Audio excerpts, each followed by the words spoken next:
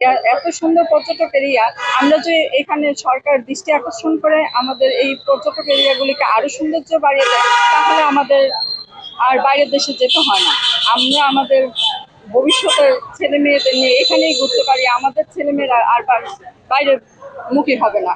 বাংলাদেশের অনেক সুন্দর জায়গা আছে যেগুলি আমরা সংরক্ষণ করলে বা সরকারি দৃষ্টি আকর্ষণ করলে এখানে অনেক সৌন্দর্য বৃদ্ধি করে আমরা আমাদের ছেলে মেয়েদের নিয়ে ছুটির দিনগুলি খুব সুন্দর কাটাতে পারি। মূলত ঈদের ছুটিতেই ঘুরতে আসা। আর এই ঘোরাফেরা নিয়ে কি বলবো, পরিবেশটা দিয়ে ওয়েদার পরিবেশ সব মিলিয়ে অনেক ভালো লাগছে জায়গাটা। তো আমার ইচ্ছা আছে নেক্সট টাইম আবার আসবো। এটা একটু ছোটখাটো ট্যুর ছিল, তো নেক্সট টাইম আরো একটু বড় করে ট্যুর দেওয়ার চিন্তা করব, কারণ আমরা এখনো পুরো প্লেসটা দেখে পারিনি।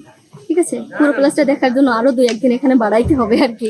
ঈদ উপলক্ষে আমরা লাউয়াছড়া এখানে বেড়াতে এসেছি। খুব ভালো লাগছে এখানে ঘুরে এবং আরো কিছু জায়গা দেখবো। মৌলভীবাজারে অনেক সুন্দর সুন্দর জায়গা আছে বেড়ানোর জন্য। বাসার কাছে আজকে নারায়ণগঞ্জ থেকে রওনা দিয়ে আসছি।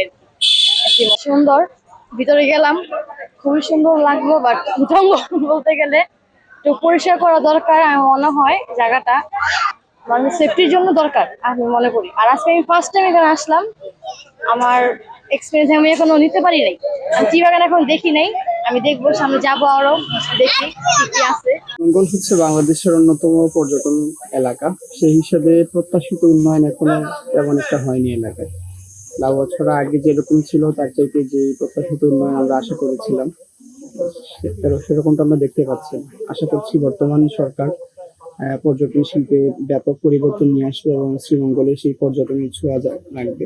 মনে হয় প্রকৃতির মধ্যে হারিয়ে যায়, মানে যেখানে তাকায় এমনি চোখ শান্তি, সবুজ আর সবুজ, খুবই ভালো লাগছে। জানেন যে আমাদের মৌলভীবাজার জেলা পর্যটন সমৃদ্ধ একটা জেলা, এবং আমরা আশা করছি এবার ঈদুল আজহার সময় একটা লম্বা ছুটি আছে, ছুটিতে অনেক পর্যটকরা এই মৌলভীবাজার জেলায় ভ্রমণ করতে আসবে। সেক্ষেত্রে আমাদের সামগ্রিক প্রস্তুতি রয়েছে।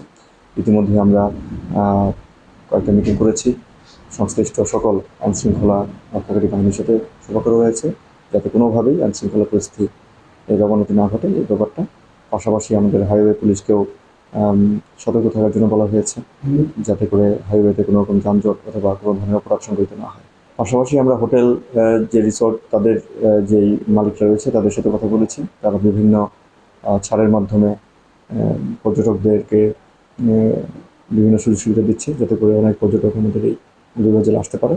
তাদের সাথে আমাদের কথা হয়েছে যাতে করে সেবার মানটা কোনোভাবেই যাতে বিঘ্নিত না হয়, সে ব্যাপারে আমাদের সকলের যেই সার্বিক সহযোগিতা সেটা রয়েছে।